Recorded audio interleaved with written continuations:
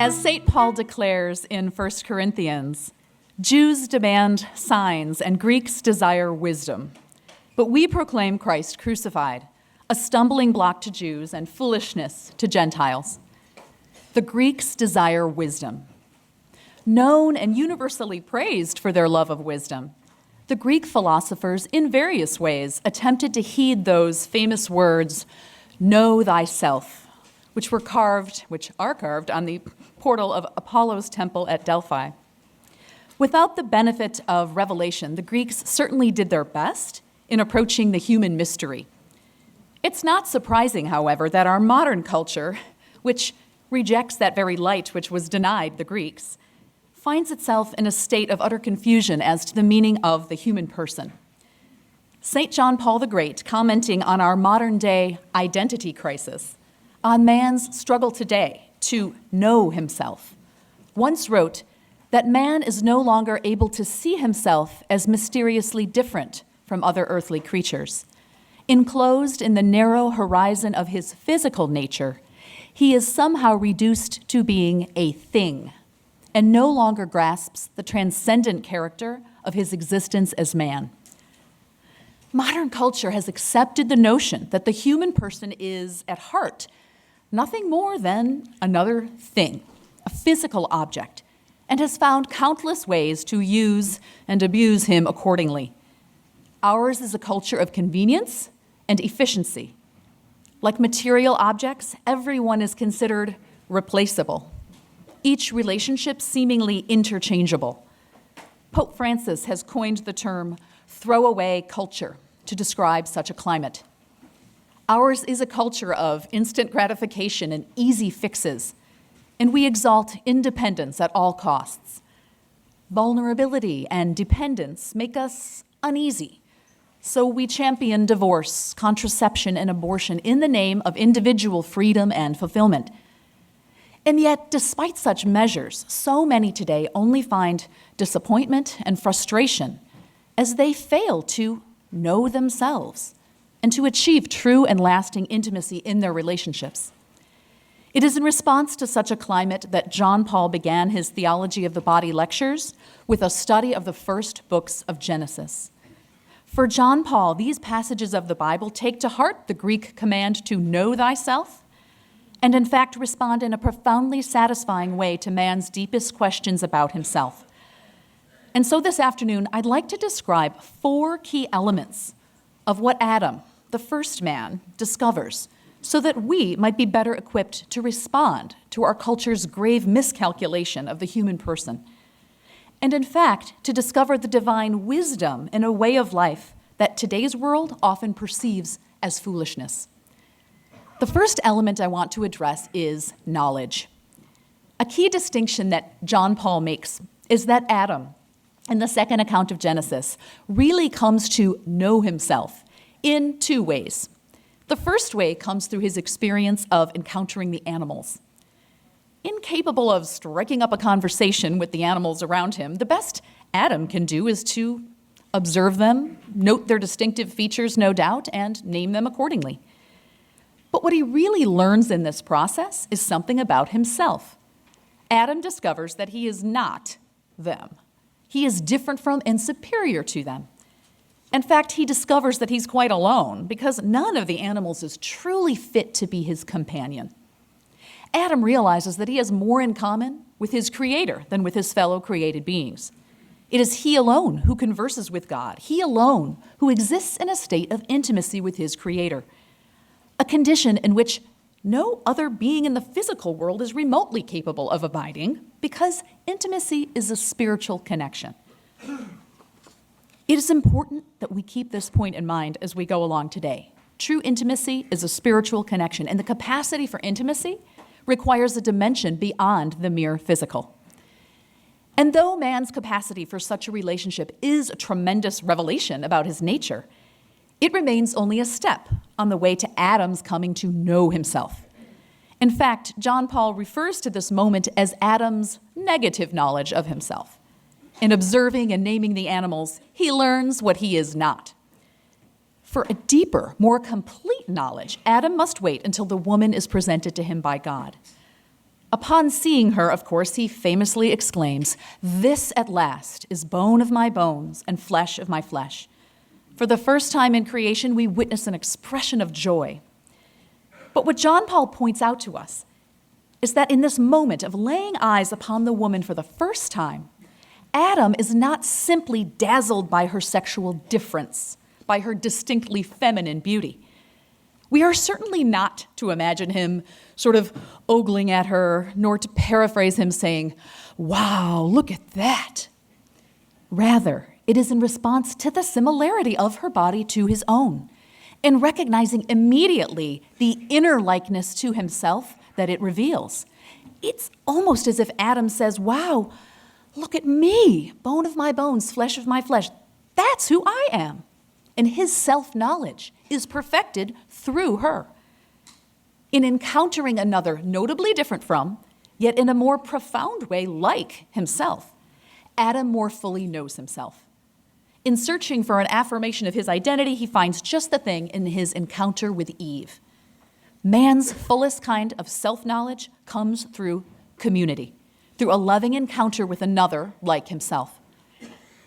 It is truly fascinating how in encountering another, you do come to know yourself more fully. I make it a point to ask my students at Christendom who have just returned from spending a semester in Rome, traveling around together, just how much better they came to know one another after traveling together, after an intense trip where they were thrown together for long periods of time, sometimes in extreme conditions, and they usually chuckle, right? Some of them became best friends, some of them never want to speak to each other again, right? Many of us here today have been on an intense trip, a marriage that has lasted a lot longer than one semester. And while no doubt you could tell tales about the virtues and faults of your spouse, what I'd like you to consider is what you have come to learn about yourself through such daily encounter. In my own experience, I find, in an embarrassed sort of way, that my flaws do come into relief. 17 years ago today, when I said I do, I confess I thought I was a pretty good catch. But when our lives sort of bump up against one another in such an intimate daily way, we discover much about ourselves through our spouses or our children's reactions, through their responses to our own behavior. And sometimes it isn't pretty. I didn't know I had such a bad temper or was such a slob, but the fact remains, without such close encounters, without such moments of self-discovery, you can't grow. You stagnate. Or at the very least, your self-image is skewed because there's no one to respond to you, no one to reflect off. Humans need feedback. We need mirrors, if you will, in life to understand ourselves and to know who we are. And it's not primarily that negative feedback that I'm actually referring to. Most of the time, it's the positive, loving feedback of those closest to us that provides an essential affirmation of our identities and helps us to discover who we are. This simple yet profound moment stands in stark contrast to our modern idea of knowledge, of knowing, which is very limited in scope.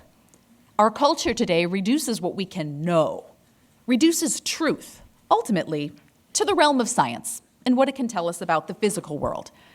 Absurd modern phrases like, "That's your truth, this is my truth," don't hold up very well in physics class.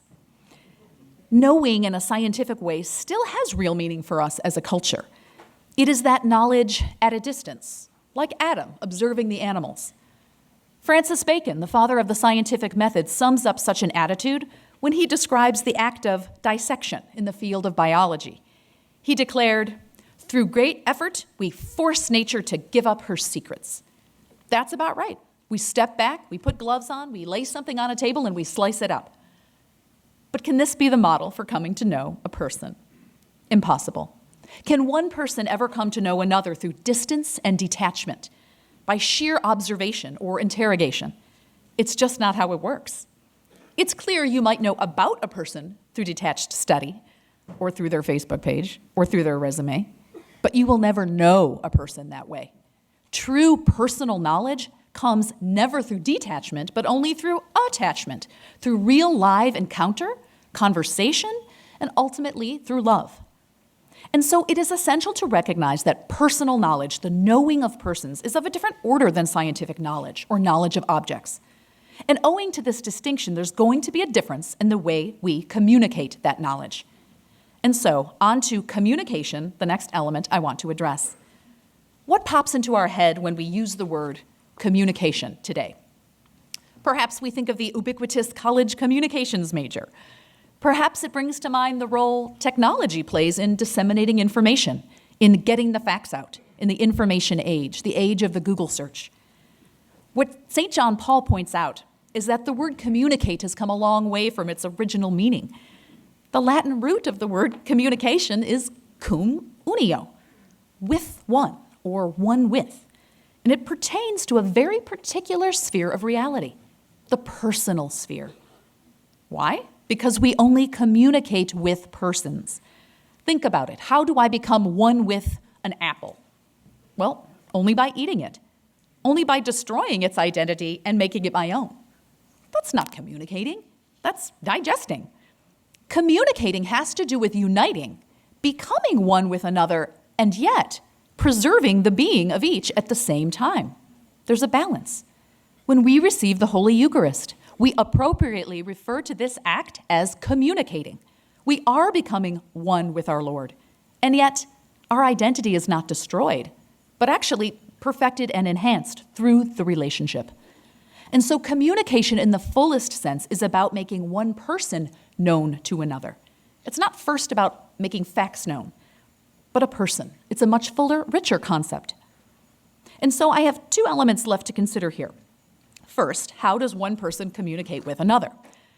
Well, since a person cannot be known merely by facts listed on a piece of paper, and further, since a person, unlike an object of science, cannot be known by force, it follows that a person, in order to be known, must reveal himself, must make himself known to another through his own initiative. That is to say, freely. We have a word to describe when someone offers something freely to another, and that word is gift. Point number 3, I'm going to talk about gift. One of the most poignant images illustrating the nature of gift is in the author O. Henry's short story, The Gift of the Magi. You may remember it as the short tale of a young couple, poor as church mice, who make a rather blundering, seemingly foolish Christmas gift exchange. He sells his heirloom watch, his prized possession, his only possession of worth. He sells his watch to buy a set of combs for her beautiful hair. Well, unbeknownst to him, she sells her hair to a wig shop to buy a chain for his watch. So, from a purely physical perspective, those gifts, the watch chain and the hair combs that they present to one another that fateful Christmas Eve, are a complete disaster. Neither would be of any practical use to the other. But from a metaphysical point of view, those gifts were a triumphal success. This is so because the physical item that we refer to as a gift is really only one critical dimension of a gift. The cookies we bring to welcome a neighbor, or the engagement ring a young man offers his girlfriend. These are tokens, visible, tangible items that represent something equally real, but invisible. The gold watch chain and the sparkling set of hair combs from the story represent a love that was ready and willing to sacrifice generously for the happiness of the other. And what shines so clearly in the story is that even the most irrelevant gifts communicate a deeper truth. The very uselessness of the items that the young Jim and Della exchange in the story only highlights for us the truth that gifts are more than simply material. Those physical tokens carried with them a genuine spiritual reality. This idea that a gift is always both sensible and spiritual is further confirmed at those times in life when a gift we offer is rejected or not received in its fullness. Say my new neighbor rejects my cookies, or the girlfriend accepts the engagement ring from the young man, but insists at once on having the diamond transferred to a grander setting. Both scenarios should cause one to cringe, because when a gift is rejected, or simply not accepted in its fullness, in its entirety, it's spoiled, and the giver is wounded. The only proper way to receive a gift is just that, to receive it, to accept it in the fullness in which it is offered. And so in the realm of personal communication, we find a similar dynamic, where in coming to know one another, Each person essentially offers himself freely and willingly in hopes of being accepted gratefully and completely. Such a movement should not come as a total surprise to us. Persons and gifts both exist at that intersection of the material and the spiritual worlds. Both contain dimensions that are visible and invisible. The space in which human persons operate, in which they communicate through a dynamic of giving and receiving, is what John Paul calls the world of symbol, the final element I'd like to describe this afternoon. Just as every gift involves some sort of a sensible token, some physical sign of an invisible reality, so every human person operates accordingly. There must exist some physical reality which displays, which presents me in all of my invisible truth to someone else. What is my symbol? What physical reality represents my inner dimension most perfectly and completely? Well, you've guessed it, I'm sure, my body. John Paul called the human body the sign and place of relations with others. It is, in fact, the symbol of the human person. Now, everyday symbols, we see them all the time. Symbols always remind us of something. They bring an invisible reality to one's attention. But a perfect symbol does not merely remind us of something. A perfect symbol makes an invisible reality truly present. That's what our bodies do. My body doesn't make me present in some fashion, like a photo might, or a voice recording, or even a memory. My body makes me to be fully and totally here. There's no fuller way for me to be here than when I am in the flesh. This is always what the sacraments do. The sacred host, because it looks and tastes like bread physically, is meant to remind us of Christ and that he is food for our soul. But it also truly makes him present. The water at baptism reminds us of Christ's cleansing of our souls, of our mystical dying and rising with him, but it also effects that very cleansing, dying, and rising. That is why our bodies, too, can be referred to as sacramental, with a small s, because they make present a genuine spiritual reality. John Paul reflects on the original state of personal communication in Genesis, when the first man and woman gazed upon each other naked and were not ashamed. He explains this experience to us as an example of perfect communication between the two, a perfect exchange of gift, if you will.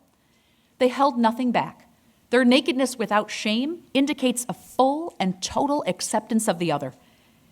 It is if, in that moment of nakedness without shame, Adam didn't see Eve's body. He just saw Eve, and vice versa. Their bodies made their spiritual dimensions perfectly present. The idea of a split between body and spirit was alien to them. This is why we can describe their state as one of perfect intimacy. It is, in fact, a spiritual bond symbolized by their physical bond. And John Paul insists that it is precisely in this mutual acceptance of one another that Adam and Eve truly affirm one another's identities. This is a fundamental principle of all human relationships, according to John Paul. When a person is welcomed, when he or she is accepted in his fullness by another as a gift, as a person of surpassing worth and dignity, as Adam rejoiced when he saw Eve, only then does that person begin to understand, to know himself to be such. Only then does he begin to grasp the fullness of who he is. And we don't need to be married to experience this dynamic. This is the pattern of our existence from its very beginning, for we do not come into the world alone. From the first moment of our existence, God designed it so that each one of us would emerge directly from the heart of a family, an already existing bodily community of people. And our self-image is intended to develop and flourish in this very concrete and visible context. And so we are meant to be touched by, formed by the dynamic of marriage, whether we ultimately enter into our own marriages or not. This first community rejoices at our existence, and this rejoicing helps us to know our place in the world. Renowned retreat master Father Jacques Philippe echoes this principle when he writes, "We urgently need the mediation of another's eyes, to love ourselves and to accept ourselves. We need to be looked upon by someone who says, as God did through the prophet Isaiah, 'You are precious in my eyes and honored, and I love you.' If we as persons are not welcomed and treated as gifts, we will be crippled in our self-understanding and wounded in our identities. This very wounding is illustrated in Genesis just moments after the creation account.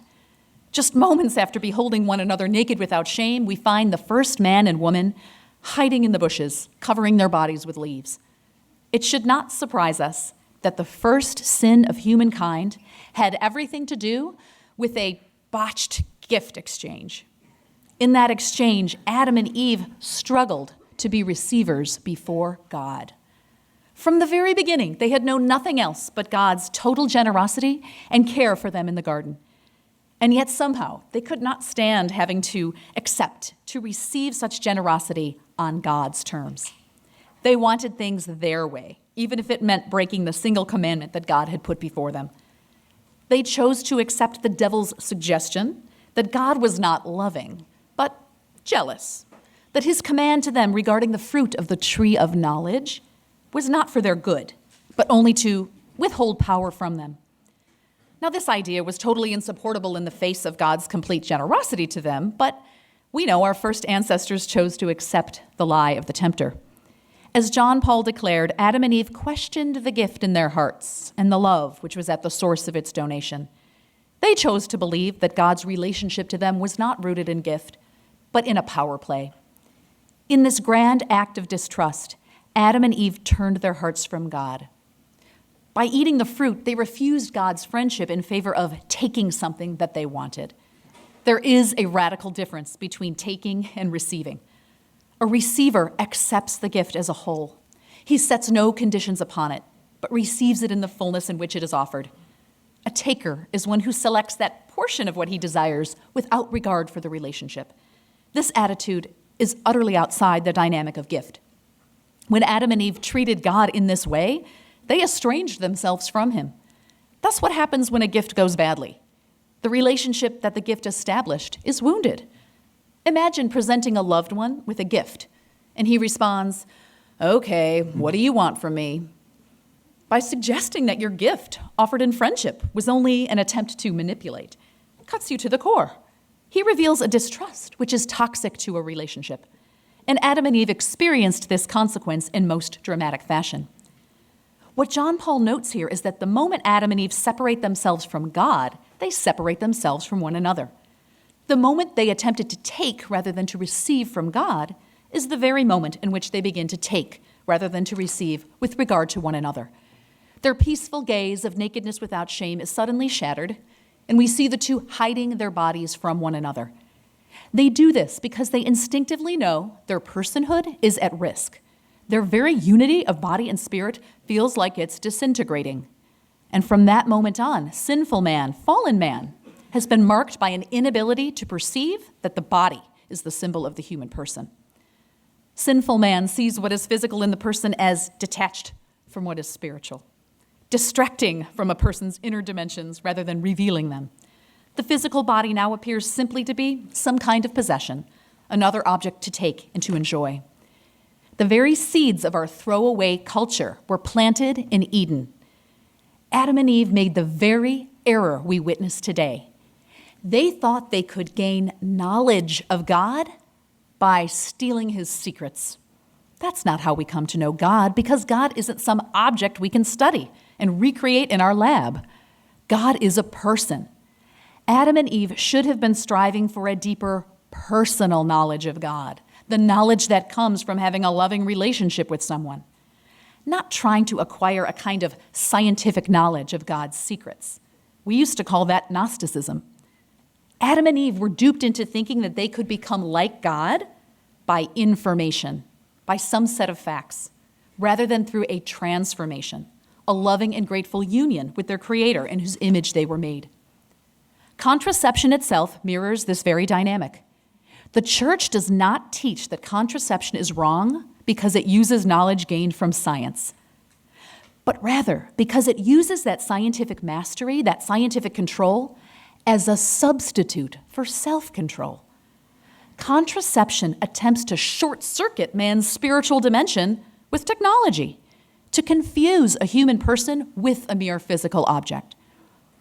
Any truly personal method of family planning must be just that, personal, Like a person, it must include dimensions both physical and spiritual. Natural family planning is absolutely scientific, but in addition to that, it demands effort from a person's invisible dimension, from his intelligence, from his free will. It demands self-mastery and sacrifice, something no mere animal could do. Those very spiritual powers which made man different from the rest of the animal world must remain in play if man is to remain above that world and still capable of intimacy with God. Without that connection, intimacy between man and woman is a lost cause. And this lost cause is what we witness moments after the first sin, when the two hide from one another and from God, filled with shame and ready to blame. What's more, because man and woman are not replicas of one another, the fallout from the first sin did not affect them in an identical manner. In response to their betrayal, the Lord declares the consequences of sin to Adam and Eve. Your desire shall be for your husband, and he will lord it over you. John Paul calls that woman, whose desire shall be for her husband, a victim of pure sentimentality. Fallen woman will find herself prone to romanticizing and idealizing the opposite sex, often to her own detriment. She will crave the gift of the man so much. She will crave that relationship that she will prematurely offer herself, often at the expense of her own dignity. Fallen woman, as it were, struggles with waiting to receive a gift. She wants that personal connection so much that she is sometimes willing to compromise her very identity and can at times even risk inviting and accepting a pattern of objectification. John Paul refers to her counterpart, fallen man, he who would lord it over her and view a woman merely as a potential object of sexual satisfaction, as suffering from pure sensuality. In a sad compliment to the woman who struggles with waiting to receive a gift, he finds it nearly impossible to give that gift. His longing for sensual enjoyment is so strong that it inhibits his freedom to give, his ability to master his desires. He loses his ability to distinguish the woman from among the world of objects and is inclined to use her. In both cases, fallen man and woman tend to miss the full reality of the other and tend toward a dehumanization of the other in their relationships. Notice here, this new dynamic of relating between sinful man and woman, at its heart, eats away at that uniqueness that once set them apart from the animals, that freedom, that capacity for intimacy. Instead, they tend toward a reduced version of love, by which they relate as objects, motivated by desire, whether physical or emotional, failing to appreciate the fullness of one another's interior dimensions. No matter how hard they might try, their physical bodies cannot substitute for spiritual intimacy. We must always keep this in mind. The body does not create intimacy. As a symbol, it has the capacity to express, to show intimacy, but it alone cannot constitute what is essentially an invisible connection. Think about it. If a total stranger puts his arm around you on the metro, how do you feel? Violated. That physical touch sent a message that there was a level of intimacy between you, but because there isn't, because you don't even know this person, you feel disgust. In a more subtle way, contraception eats away at the intimacy of a marriage. Love can only exist in an environment of mutual giving and receiving. There's no such thing as a partial gift or a partial reception of a gift. The only alternative is taking and using. The abstinence, the sacrifice required by natural family planning, is mocked as foolishness by our culture. What the culture does not recognize is that sometimes love speaks the loudest in a gesture of sacrifice. A wife who hears her husband say he'll abstain rather than ask her to contracept hears, I respect and cherish you as a whole person. You are not merely an object for my pleasure. She hears, I love you, through that sacrifice. The young couple in Henry's story, having sacrificed their greatest material treasures, seemingly for nothing, hear, I love you, in that moment. That's why the author calls them the Magi, the wise ones who are called foolish by the world. And no one understands such a generous foolishness more than Jesus Christ. We must never forget that Adam and Eve's fateful curse, that Eve's desire shall be for her husband and that he will lord it over her, is not the Bible's last word on the subject of marital bliss. As a matter of fact, St. Paul reveals a new standard for marriage, a new model for those who have been redeemed by Christ's grace. He says, wives, be subject to your husbands as to the Lord. Husbands, love your wives as Christ loved the church.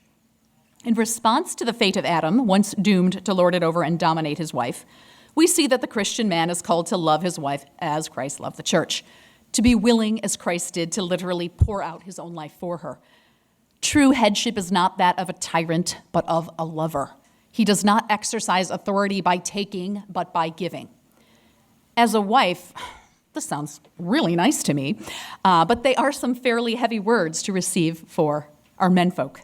They pose a heroic challenge to husbands and are frankly impossible to live without supernatural assistance. But as Christian men strive to live this call to radical generosity, we must ask, how exactly are we to interpret the submission of the Christian wife to such headship? Talk about a term that is considered foolish by the world today. And yet we must ponder St. Paul's words. If a husband is called to exercise headship primarily through giving, it would seem that a wife's submission is above all else her way of receiving her husband's self-gift. In fact, John Paul describes a wife's submission as an experiencing of her husband's love. She is becoming vulnerable, allowing him, in fact, to do certain things for her. How can he give his life to a wife who will not accept it? What many of us already realize is that being a receiver is more difficult than it sounds. Adam and Eve couldn't stand for it. Being on the receiving end of a gift requires, as Gabrielle Marcel wrote, a willingness to accept the unexpected. After all, with a gift, like Forrest Gump in the box of chocolates, we never quite know what we're going to get.